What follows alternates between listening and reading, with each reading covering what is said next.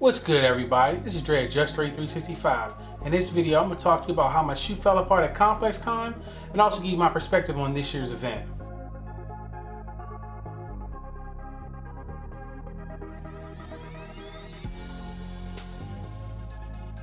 This year, I went into Complex Con with a different mindset. I wanted to actually sit in and actually experience Complex Con and everything that it had there. So this year I made an effort to make sure I went to as many conversations as possible. This was my third year going, and I have yet to sit in any of the conversations. Most of the time it was spent in lines for items that sold out by the time I got there. This year I stood in one line, and that was for the vinyl toy at the Kai Kai Kiki Gallery. One of the conversations that I thoroughly enjoyed was the No Chill podcast with Gilbert Arenas. Being from the DC area, I had to stop through to see what Gil was talking about. One of the things they talked about was how younger players are leaving millions of dollars on the table to go with more well-known brands. Which leads me to the Rick Ross and Dwayne Wade conversation. Dwayne Wade was talking about how he has a lifetime deal with Li Ning, which is a brand that doesn't even sell shoes in the US.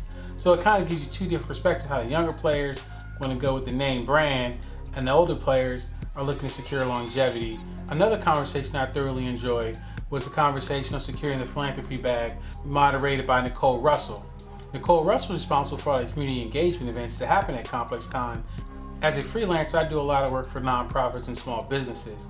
I sat in this conversation to see what knowledge I can bring back to the small businesses and nonprofits that I work with. This panel was also co-chaired by Keisha Nix, who is responsible for community relations with the Los Angeles Lakers. She has a pretty unique story how she went from the financial sector to the sports and entertainment sector. She has done some pretty remarkable things for only being with the organization for 4 seasons. Another conversation I sat in on was the top 10 sneakers of the year. And quite frankly, I don't remember any of those shoes.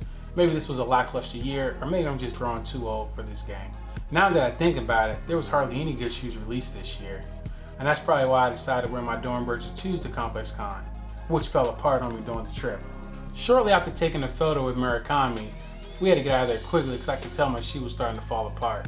Thank goodness there was a Nike outlet right across the street. By the time I got to the Nike store, the shoes were getting worse and worse. I was able to find these Reacts for $100. I think that was a pretty good steal. These were probably the only shoes in the store that I liked, and they just had only one size left, and it was my size. For next year's Complex Con, I'll make sure I got an extra pair of shoes with me just in case another pair falls apart on me.